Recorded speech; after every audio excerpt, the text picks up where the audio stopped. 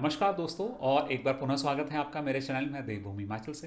दोस्तों, आज इस वीडियो में मैं आपको बताऊंगा कि चंद्र कुंडली क्या होती है, चंद्र कुंडली कैसे बनाते हैं, और वैदिक ज्योतिष में क्यों चंद्र कुंडली को लगन कुंडली से ज़्यादा इंपॉर्टेंस दी गई है। और इस वीडियो में मैं आपको ये भी बताऊंगा कि जब आप लगन कुंडली से कोई फलित या प्रेडिक्शन करें तो उस वक्त आपको चंद्र कुंडली का इस्तेमाल किस तरह से करना है। आइए दोस्तों, शुरू करते हैं।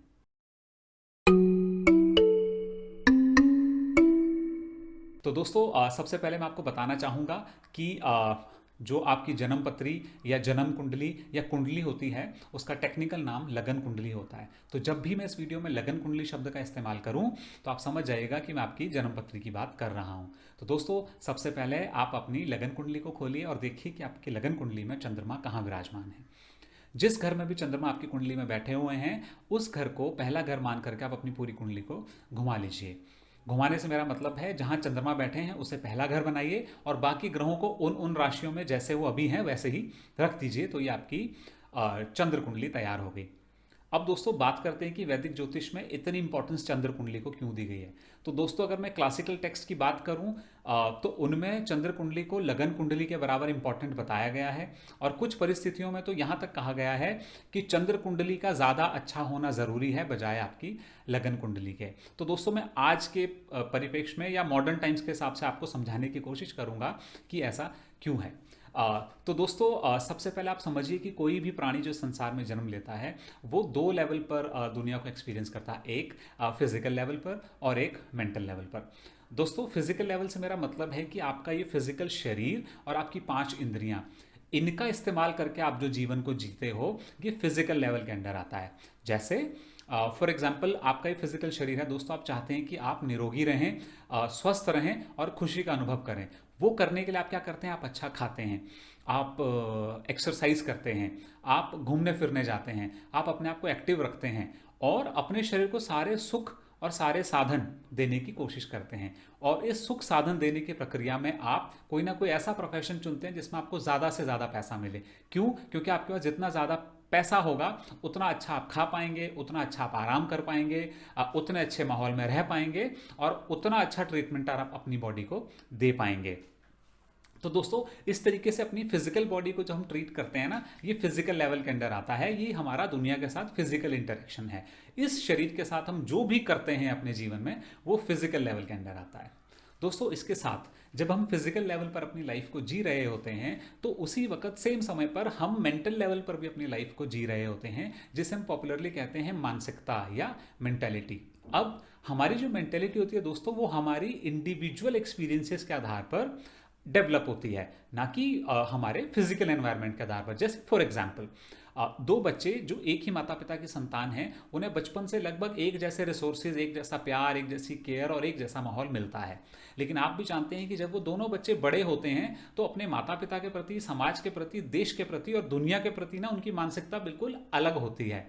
कुछ बच्चे, उन उन दोनों बच्चों में से कुछ बच्चे ऐसे होते हैं जो बिल्कुल अपने माता पिता के लिए बहुत ही ओब्लाइज्ड फील करते हैं, अप्रिशिएट करते हैं अपने पेरेंट्स के एफर्ट को, इनफैक्ट अपने एनवायरनमेंट की भी बड़ी अलग समझ रखते हैं। और कुछ बच्चे ऐसे होते हैं जो बिल्कुल ही थैंकलेस होते हैं, अपने पेरेंट्स को हेट करते हैं, और अपने समाज के प्रति भी उनका कोई खास अच्छा नज़रिया होता नहीं है। तो दोस्तों, ऐसा क्यों होता है? हालांकि वो दोनों ही बच्चे एक बहुत अच्छे माहौल में, सिमिलर माहौल में पले बड़े हैं, लेकिन फिर भी उनकी मानसिकताओं में फ़र्क क्यों आ जाता है?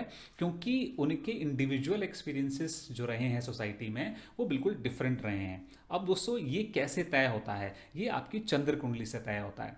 तो दोस्तों, आपका फिजिकल शरीर जो एक्सपीरियंस कर रहा है, फिजिकल शरीर पे जो सुख और दुख आ रहे हैं, ये हम लगन कुंडली से देखते हैं। और आपकी मानसिकता पर या आपके मन पर जो सुख या दुख आ रहे हैं, या आपकी जो मेंटेलिटी डेवलप हो रही है, वो हम चंद्र कुंडली से देखते हैं। अब दोस्तों, एक सुखी और अच्छी लाइफ जीने के लिए आपको पता है, फिजिकल लेवल और मेंटल लेवल, दोनों ही लेवल पर आपको सुखी और खुश होना चाहिए। अगर फिजिकली आप फिट हो, शरीर आपका बहुत स्वस्थ है, स्वास्थ्य आपका बहुत अच्छा है, सुख सुविधाएं आपके पास सारी हैं, लेकिन आपका मन सुखी नहीं है, आपका मन प्रसन्न नहीं है, तो जीवन आपके लिए निरर्थक हो जाता है। सिमिलरली, आप मन से बहुत सुखी हैं, मन आपका बहुत स्वस्थ है, मन से आप बहुत खुश हो, लेकिन अगर आपके पास फिजिकल साधनों की कमी है, अभावों में आपका जीवन जा रहा है, तो फिर आप सही मायने में आप सुखी नहीं हो। तो दोस्तों इसलिए फिजिकल लेवल और मेंटल लेवल पर जो हमारी लाइफ है, दोनों का जब आपस में क्या कहते हैं हम, मैपिंग हो जाती है, जब दोनों का तालमेल समन्वय हो जाता है, तो इंसान सही मायने में खुशी महसूस करता है। तो दोस्तों ये कारण है कि हमारे ऋषियों ने लगन कुंडली और चंद्र कुंडली दोनों को बराबर इंपॉर्टेंस दी है। दोस्तों अब जब हमने ये समझ लिया है कि लगन कुंडली और चंद्र कुंडली की क्या इंपॉर्टेंस है और दोनों क्यों ज़रूरी हैं, अब मैं आपको समझाऊंगा कि आपको ये चंद्र कुंडली को किसी की कुंडली देखते समय या प्रेडिक्शन करते समय अप्लाई कैसे करना है। दोस्तों आप सबसे पहले उदाहरण नंबर 1, मान लीजिए कोई नेटिव आपके पास आता है और आपसे कहता है कि जी मेरी चार्ट देख करके आप बताइए कि मेरा विवाह कब होगा। तो दोस्तों जाहिर सी बात है, आप उनके चार्ट का दूसरा, सातवां, 11वां और छठा घर देखेंगे, ग्रह गोचर देखेंगे, दशा अंतरदशा देखेंगे और उसके आधार पर आप उनको एक टाइम फ्रेम बता देंगे कि इस ड्यूरेशन में आपकी शादी हो जाएगी। अब दोस्तों ये तो थी अधूरी प्रेडिक्शन। यहाँ से ना आपको चंद्र कुंडली भी देखनी है। सेम दूसरा घर देखिए, छठा देखिए, सातवां देखिए और 11वां घर देखिए। अगर दोस्तों चंद्र कुंडली भी सेम चीज़ इंडिकेट कर रही है तो ये विवाह हो जाएगा अच्छे से और खुशी खुशी। लेकिन मान लीजिए लगन कुंडली ने विवाह इंडिकेट कर दिया है और चंद्र कुंडली विवाह इंडिकेट नहीं कर रही है, तो क्या होगा। तो दोस्तों आपको फलित ये देना है कि गिवन टाइम में आपकी शादी तो हो जाएगी, लेकिन आप मानसिक रूप से तैयार नहीं होगे या आपका मन खुश नहीं होगा या वो शादी आपकी इच्छा के विरुद्ध होगी। अब दोस्तों मैं आपको एक दूसरा उदाहरण भी देता हूँ। मान लीजिए एक और नेटिव आपके पास आता है और कहता है कि आप मेरा चार्ट देखकर बताइए कि मैं घर कब खरीद पाऊंगा।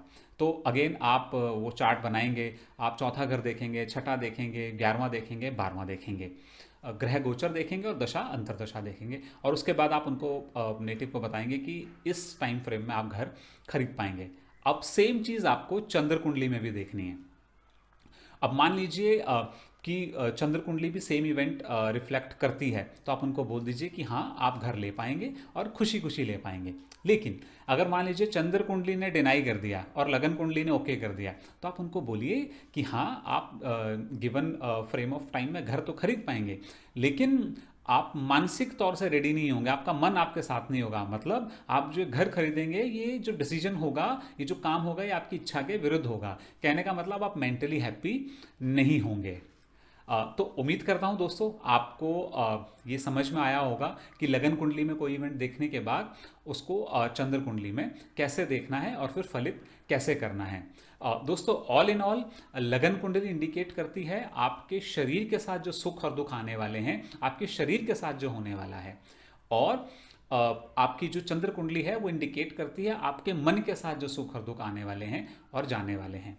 तो दोस्तों अगर मैं इस वीडियो को अंत में समराइज करना चाहूँ तो जो लगन कुंडली है वो आपके शरीर की, आपके फिजिकल शरीर की स्ट्रेंथ्स और वीकनेसेस और उसका लाइफ स्पैन बताती है कि वो जीवन के दौरान कैसा रहेगा।